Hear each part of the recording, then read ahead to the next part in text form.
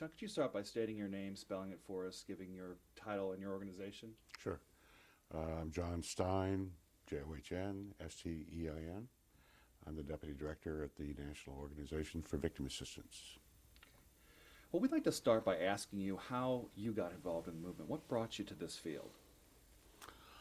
It was an accident. My partner and I, at a little consulting firm, had experience in working on paraprofessionals in the criminal justice system. Some of that work caused us to study the way prosecutors worked and led to our thinking through the first kinds of victim witness staff, paralegal before the term paralegal was adopted. But more specifically, we were invited because of that background to put together a program to train community service officers for the Dayton Police Department. This was in 1979 and 80, after the riots and after the President's crime commission had recommended that community service officers might be a device for getting low-income minority people in particular interested in police work, working with the police, and using it as a stepping stone into the police ranks. And Dayton wanted to try this. Dayton had some pretty tough racial problems. So they hired this 30 people, mostly young people, and we were involved with the training. I flew out to Dayton once a week with a trainer, and the two of us would have a couple days with these people. Towards the end of this 3 or 4 months, of the 3 months, I guess, of this stuff, the sergeant in charge of all this said, we've got a problem. We're confident these CSOs will be able to relate to the community, understand community problems. They don't have enough to do. They'll be getting in the squad cars, and they don't have enough to do. We need to think that one through.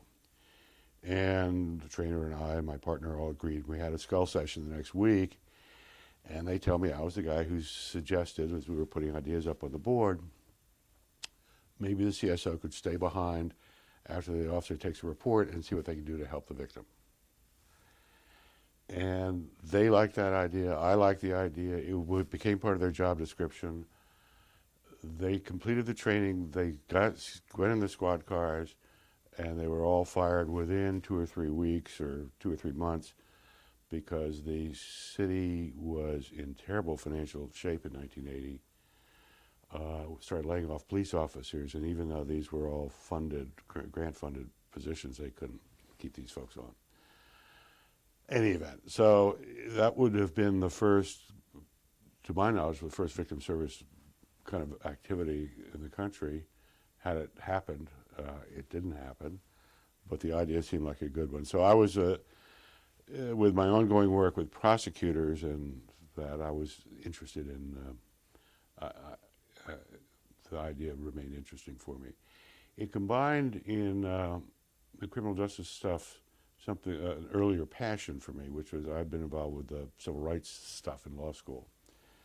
And my brother and I started the civil rights project at our George Washington Law School. We were there together. He went on to become a civil rights lawyer in North Carolina.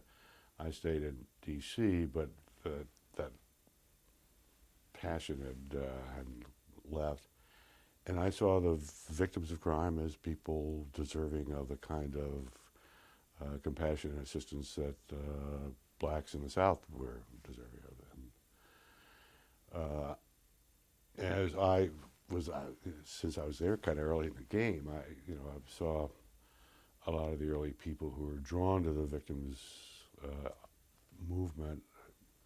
To call it a victims movement at that time, I guess, is a little premature, but in any event, drawn to the idea. And I don't think many of them had that kind of that civil rights flavor to them. Many of them had a feminist ideological thing. I think what we shared, though, was we were politicians, people, and this was an issue that we kind of got passionate about. So.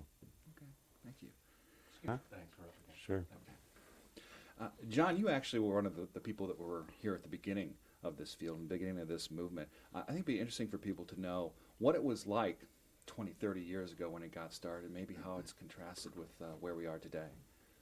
Okay. One of the early projects that I did, I think was in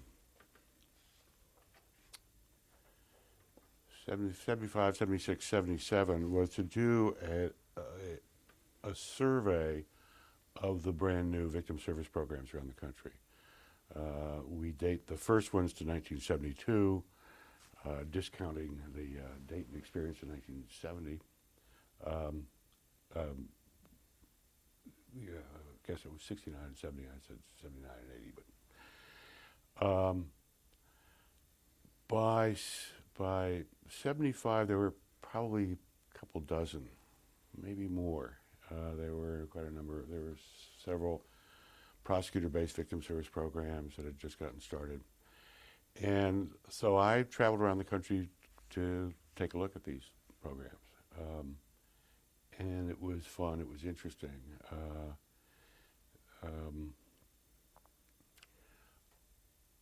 And through it all, I got to know a lot of the pioneers. Bob Denton, as an example, I went to interview him, and they at the Furnace Street Mission in Akron, Ohio, where he was starting a victim service program. Harold Boscovich was the deputy director of a brand new program in the Alameda County DA's office in California.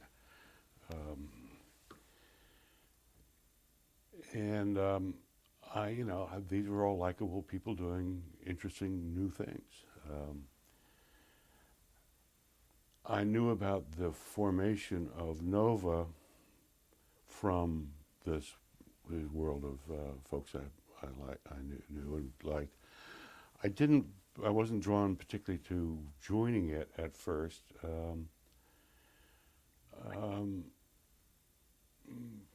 Not all the movers and shakers getting it rolling struck me as being well organized, and I didn't see much in it. I was there at Fresno at the second, what we now date as the second National Conference on Victim Assistance, where the first membership meeting, I guess, of NOVA was to be held. I didn't sit in on it. The first national conference, incidentally, was held in '74 in Fort Lauderdale, and my partner went to that. But for the accident of his going to that and not me, I'd be able to say I would have been to every one of the 28 annual conferences, which weren't quite annual since we went from '74 to '76 for the second one. Little footnote. In '78, Congress started defunding LEAA, and by '79 it had completed it. And LEAA is what?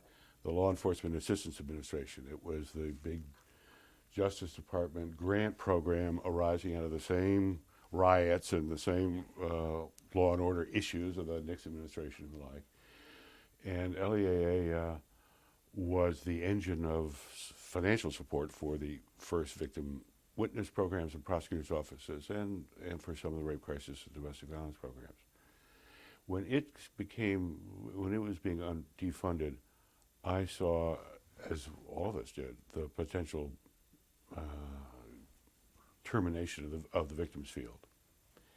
And it was my feeling that we ought to fight that one back. And I'd worked on the Hill in an earlier lifetime and thought, lobbying was going to be needed, and I sought to join the board of NOVA at that point.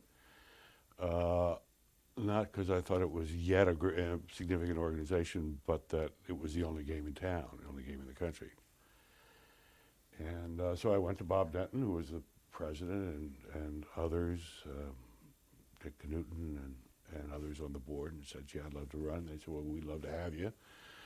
So I go to the next conference, which I guess was in Philadelphia, though Marlene may remember better, and stood for office. I only found out later that one of the founding board members prior to the elections had vigorously protested my candidacy on the theory that I had just joined the organization at that conference and hadn't been around for very long, in the organization, hadn't shown any loyalty to it. Now here I'm sitting on the board.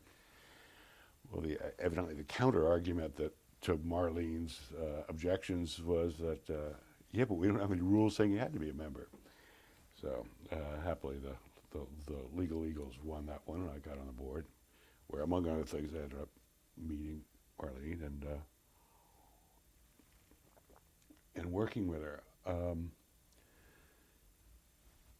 And that's Marlene Young, right? Marlene Young, yeah, who is our NOVA's executive director, and so she is my full-time boss, as I often explain. And on a part-time basis, we're husband and wife when we're physically in the same part of the world and together. The early years of NOVA, I think, were to me significant in that when she became president, which I think was a seminal event in the life of the organization and the victims movement,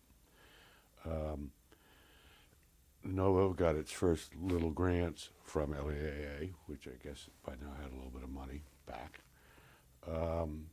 It got much more of a vision about what needed being done, and it took off. We had an argument. I think I wrote a paper somewhere in the early 80s. In 1980, Marlene became president, and I became vice president of the board. In 81, with the resignation of our two young staff people, Marlene was asked to be executive director and asked me to be deputy director. We did that, and she moved her offices from Oregon to Washington and set up shop in D.C. Along in there, Marlene just outworked everybody else and outthought everybody else. And as a result, by 1982, the President's Task Force coming into being, she just rolled up her sleeves and kept pulling off these all-nighters to produce papers for Lois Harrington, the chair, and for others, and established the reputation that NOVA, I think, still holds on to, being the professional voice in the field as well as a visionary in the field. That was the difference. And now go back to the idea of a paper I wrote in the early 80s. I think somewhere in the paper I said a reference to the victims movement is premature. I think it was 1980s. I'm not sure when it was. So it was premature. We're mostly professionals or staff or supporters who are not ourselves victims or survivors of crime. But we may be becoming a real, quote, victims movement. Marlene argued that, in fact, a lot of the people who were in the field were survivors of crime. They just weren't self-proclaimed survivors. She also argued that starting in around 1980, the survivors of crime began to form their own organizations. Candy Lightner started MAD in 1980.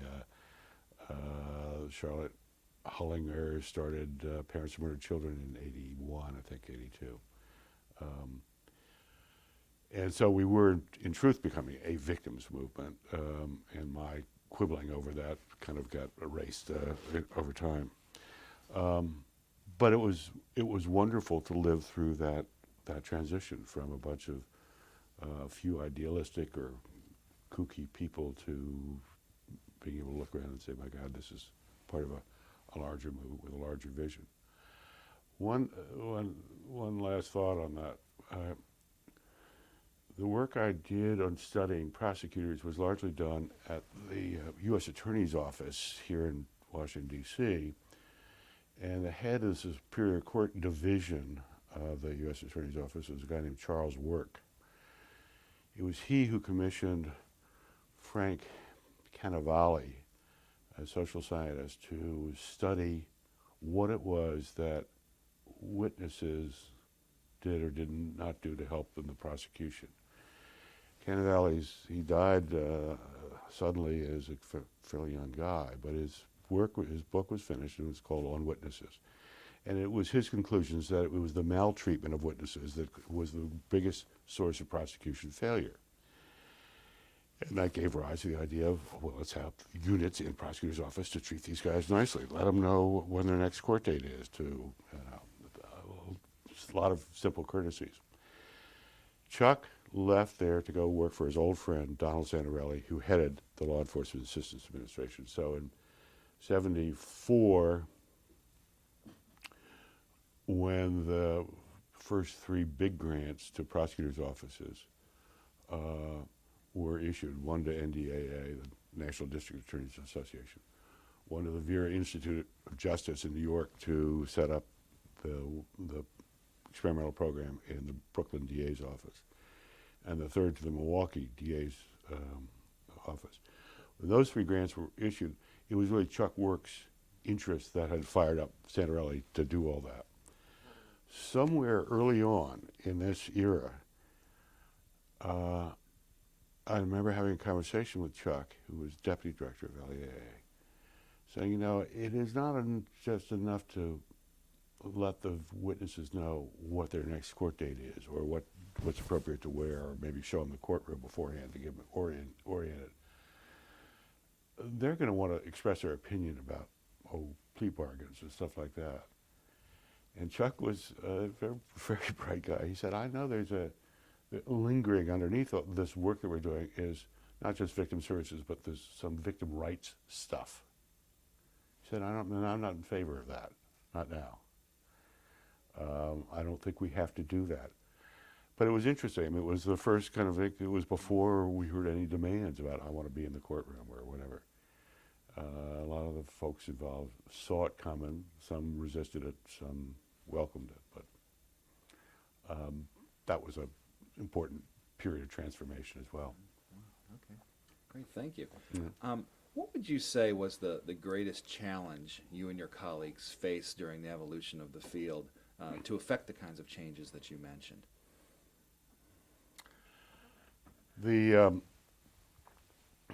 Certainly getting over that funding hump was a critical one, to keep going in the face of the Santarelli subsidy to get the field started was critical, I think. And to survive the demise of that subsidy successfully was maybe been the most important singular event. These were ideas that seemed to make sense. And while a whole lot of prosecutors resisted installing victim witness units, enough of them saw them as beneficial that it kept going. While few police departments or chiefs saw them as advantageous, enough did to say, I'll find the money somehow. The rape crisis centers were being driven by their own momentum, and they were not going to be resisted. They were not going to be shut down. They had rough times. Same was true of the shelters for battered women. But somewhere in its early years, a momentum took hold that wasn't going to stop. And I think that was the President's Task Force becomes another watershed thing, but I think it's surviving up to the President's Task Force, which was probably the critical thing. Some of this history is biography. As I say, some people were crucial at a crucial time.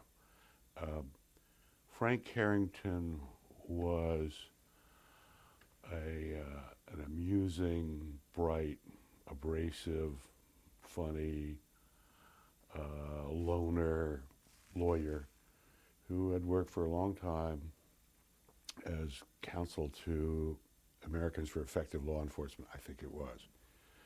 Its mission in life was to oppose the American Civil Liberties Union lawyers who were bringing police brutality cases. They were protecting the cops.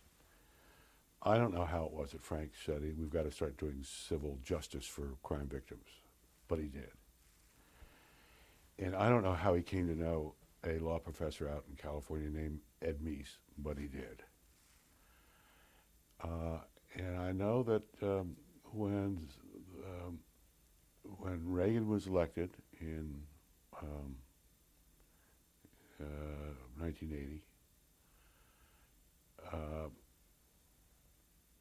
Frank's friend Ed Meese was counselor to the president, later to be attorney general, and they put together as their crime package. One of the first things was the Attorney General's Task Force on Violent Crime. Attorney General William French Smith. Well, Frank was naturally going to be on that task force. And that task force took on the exclusionary rule and all the other law and order issues that the conservative lawyers cared about. And Frank got him to throw in one recommendation at the end of this report of something that there ought to be a study commission on victims of crime. And that was the magic turning point that led to the President's Task Force on Victims of Crime. The other piece of biography that enters in, it was kind of chance, but it was the President's chief of White House personnel, John Harrington's wife, was a prosecutor, and she didn't have a job, and they were living here in Washington. And somehow the personnel director found a job for her as chairing the President's Task Force on Victims of Crime, Lois Harrington. A second little piece of biographical accident was one of the guys they appointed was the Republican Attorney General of the state of Washington, whose name I'm forgetting right now. You know it, but whatever. It'll be on the record. Ken Eikenberry? Ken Eikenberry, exactly. Ken came to the President's Task Force with a panacea to fix all victim problems, a constitutional amendment for victim rights. No one knew what he was talking about or anything else. So those two made a huge difference. Lois was, I think, inclined to write a report that echoed the same law and order concerns of the Attorney General's report on violent crime. And instead, I think with a lot of coaching from Marlene and others, certainly listening to the victims that with care that they had before their hearings, they wrote a report that had two absolutely powerful, earth-shaking recommendations in them that would not necessarily have been there. One was Ken's odd idea about constitutional rights for victims, and the second was a pair of recommendations that fundamentally got wrapped up into the creation of VOCA, the Victims of Crime Act. That I've always described that as the Marshall Plan of the victims movement. It produced the money that's made all the difference. So, Okay. What would you say are your secrets or strategies that you have used during the years that you found most successful in whatever context you might characterize that? well, I'm drawn to the line that Bob Preston has always used. Bob is a hero of our movement, a survivor of his daughter's murder, the father of victim rights in Florida, and then where he helped to get that state to be really one of the first states to have a constitutional amendment for victim rights. And then he moved to Colorado and helped that state to do the same thing. And along with Roberta Roper, has chaired the National Victims Constitutional Amendment Network. Bob said it was all smoke and mirrors what they accomplished in Florida. That he did go out and get a lot of people to sign petitions. But he basically kept going to the legislature and saying, I represent 10,000 victims of violent crime, or some other figure. And he buffaloed him into thinking that he actually had those people on his mailing list. It wasn't quite accurate.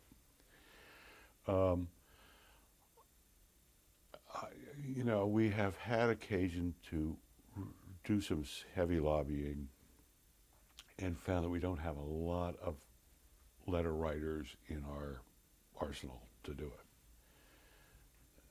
We've got more now than we used to. But by and large, most of the public policy changes have happened out of a combination of the decency of our cause and the latent power of angry victims who would be mad at politicians who ignored them or continued to maltreat them. I think that's been the major secret. We have not been able to generate, well, in my view, we've generated a lot of passion within some sectors, among the victims of drunk driving, among the victims of domestic violence. But we do not have an overarching passion that connects us all enough. And wherever we've gotten the flurry of passion within our subgroups, we haven't been able to sort of set the whole movement on fire in the same fashion. We keep working at that, and I'm not sure but that we're someday going to get there.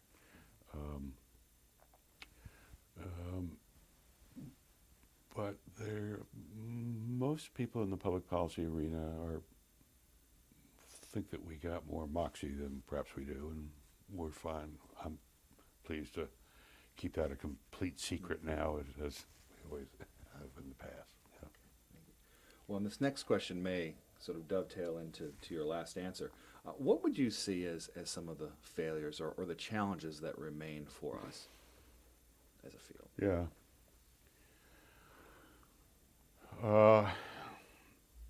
There's a problem that that relates to some of the other questions that come along in here. Most of the people who work in the field now didn't grow up in the field. Most of them who work in the field work in it for a salary. While we still have a very high contingent proportion of volunteers doing a lot of the day-to-day work in the victims arena,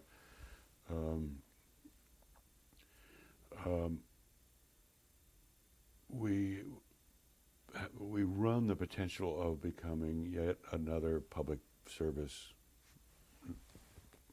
governmental and nonprofit set of bureaucracies.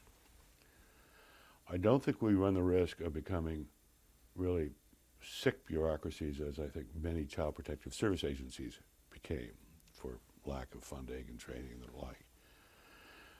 But we also run a serious risk of not having the passions that helped to start it all, and to see the mission through. I mean, the mission, as I see it, is to ensure that there's victim services within a phone call away for anybody at any time, and that the dignity of the victims will be honored in the justice system and other systems as a matter of right everywhere and every time. We're not there yet, haven't gotten real close. We've got closer, but not close, and we may not get there, and that would be wrong. That'd be too bad.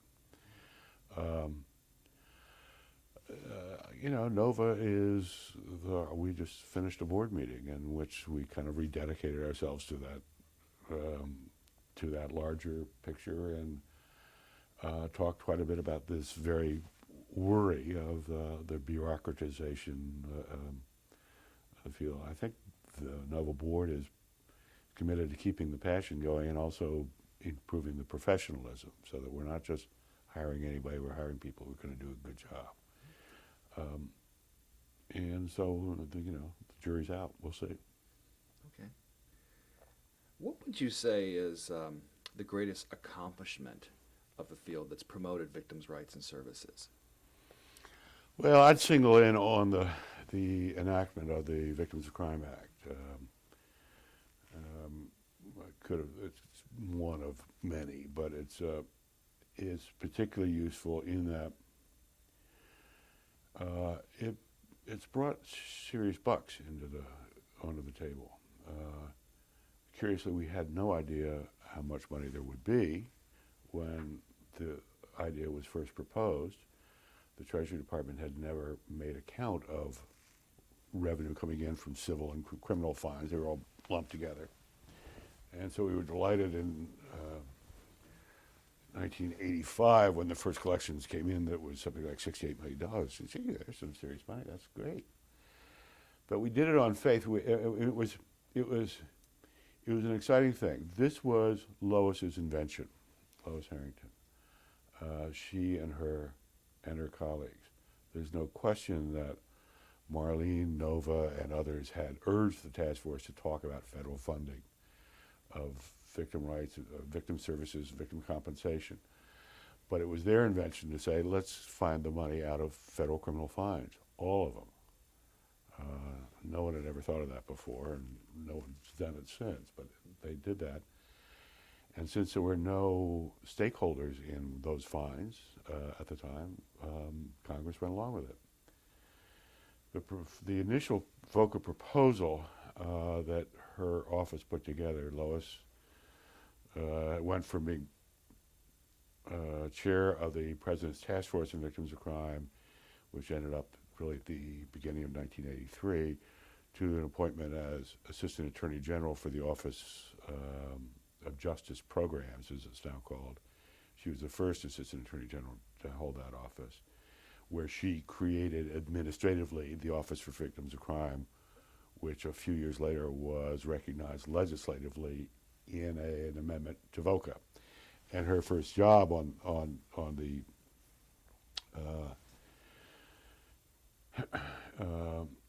in taking on that Assistant Attorney General thing was get OVC up and running and get this VOCA idea shaped into a bill language. My memory is that the original bill that she put together with Dave Tevlin and other lawyers on the staff, put maybe half the bucks into helping federal victims of crime, or maybe half the bucks into helping victim compensation. It took some while, in which Nova and I personally, and Nova institutionally, collectively massaged the bill to come up with a formula whereby, compensation have a claim to half the bucks, but a sub-formula would mean that they would actually have far fewer, and what they didn't need to use would go back over to the victim assistance side.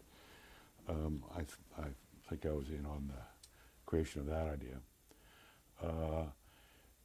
We certainly were part of a chorus of people saying you can't give a huge amount of dollars to federal victims. There aren't that many of them, particularly not victims of violent crime.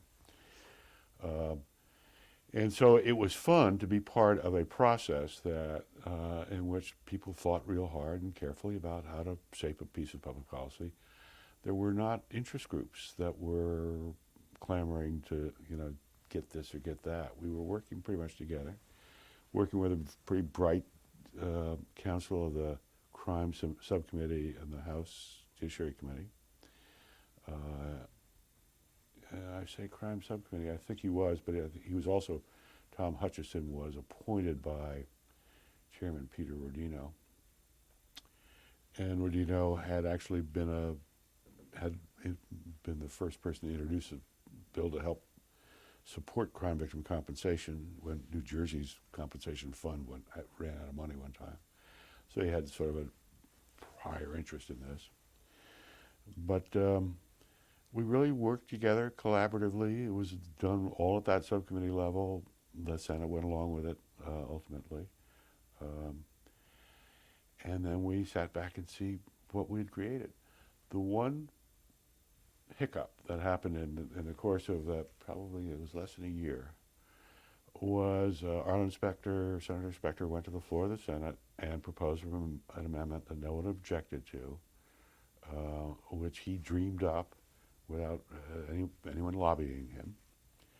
The one that said that in the victim assistance grants, priority should be given to helping victims of domestic violence, child abuse, and sexual assault. And we screamed as soon as he did it. We kept saying over and over and over again, we have no objections to who is on that list. It's the people not on that list that we think need to be taken care of. And so it was a year or two later that Nova came up with the idea of this formula of adding another priority of otherwise underserved victims of violent crime, to kind of even things out and to make sure that the victims of homicide, their survivors, victims of drunk driving and other assaultive crimes were also given some consideration in the creation of victim service programs. VOCA's had other hiccup problems. It's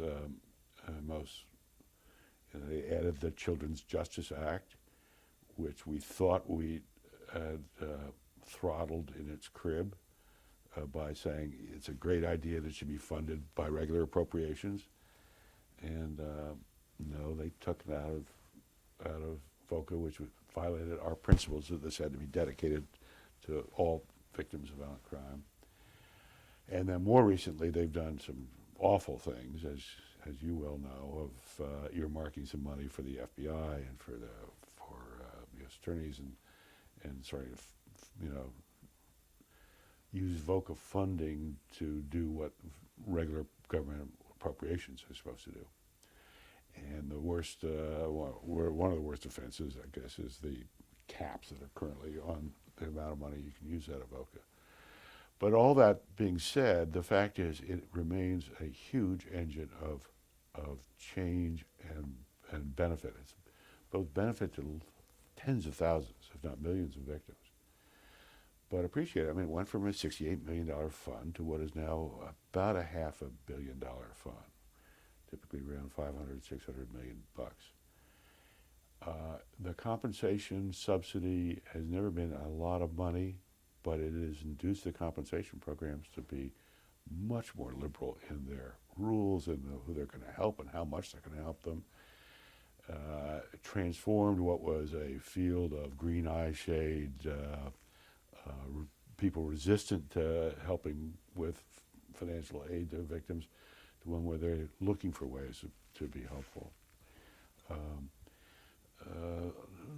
Unquestionably doubled, tripled, quadrupled the number of victim service programs in the country, if not by its own dollars, by inducing states to add dollars and the like. So it's been a great thing, and I'm sorry that no other country and no other state has done the same thing, as I say, transformed criminal fines into methods of helping repair the lives of victims. So. What, in your opinion, would you say today is needed to continue the growth and professionalism of the field? What's still missing out there? Well, the last issue in our board meeting just finished up was the work that we're doing on creating credentialing systems for crisis response people. With that is in place, and now we're taking on victim advocates generically with a credentialing system.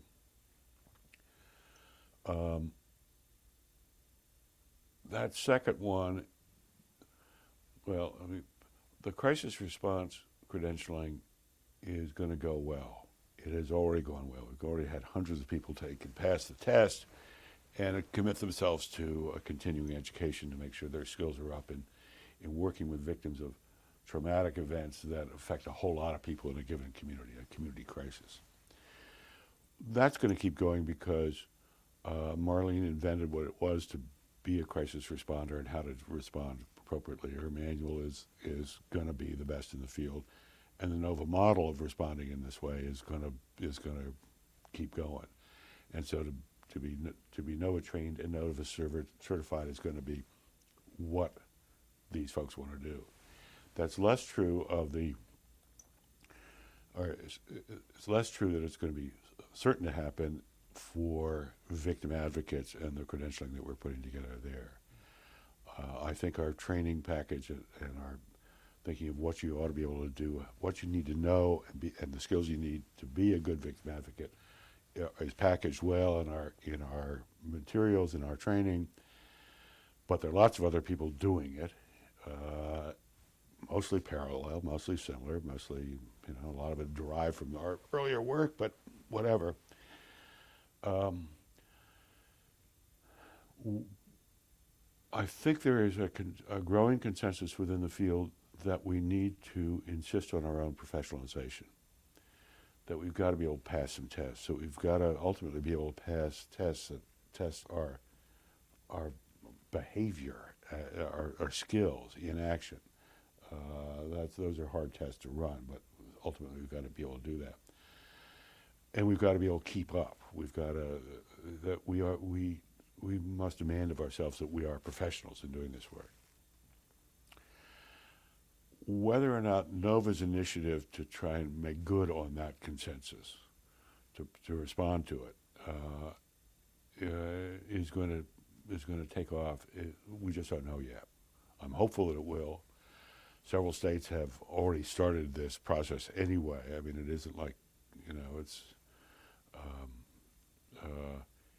it's not going to happen. It will happen. Whether or not, I'm proud of our work here and our contributions and our thinking, and I'd like to hope that the NOVA model of credentialing will prosper and help to bring professionalism to the field. But in the larger sense, there's a larger issue out there.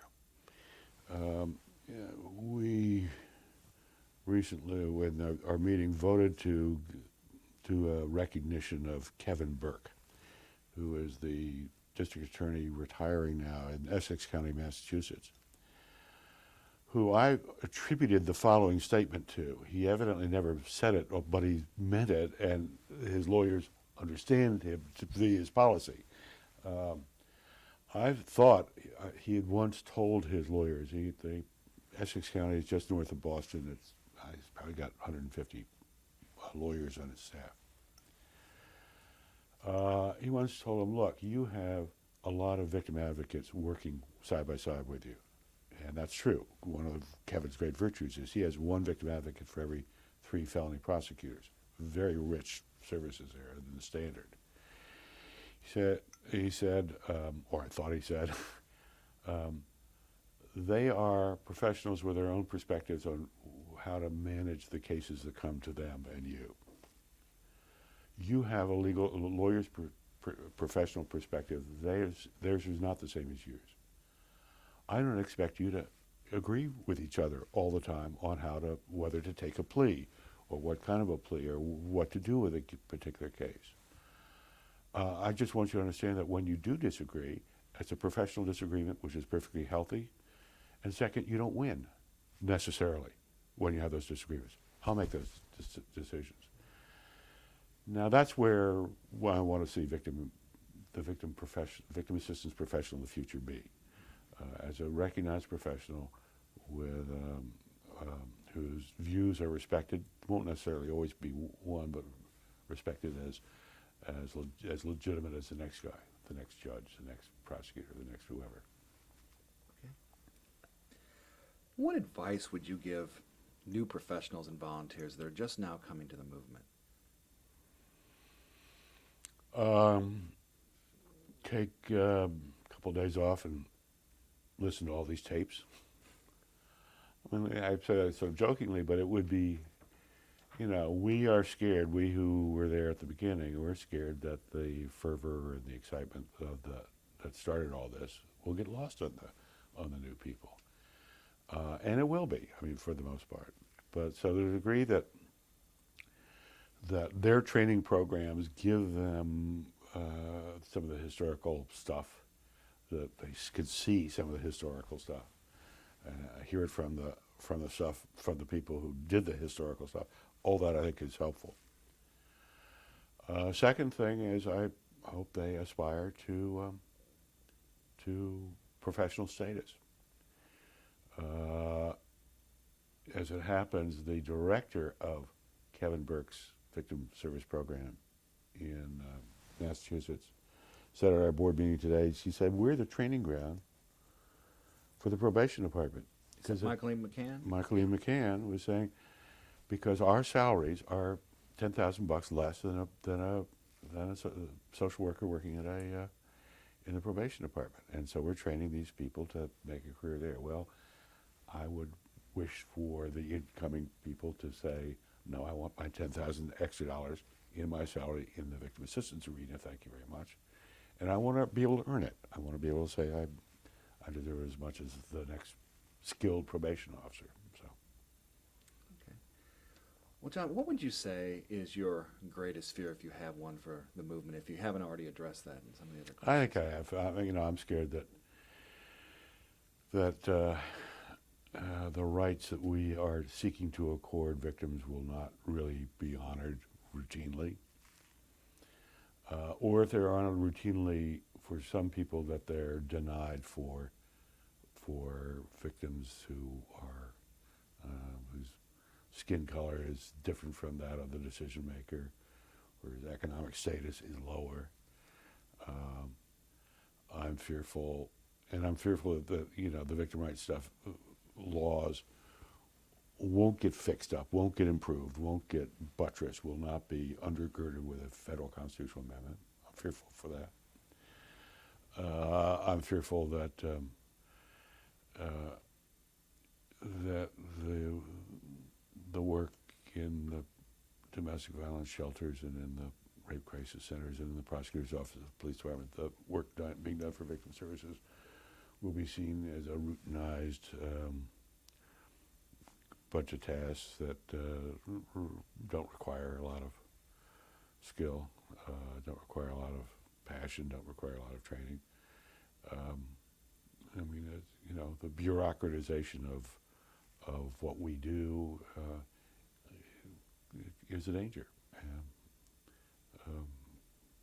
my last breaths will be fighting against that danger, but it's a real danger.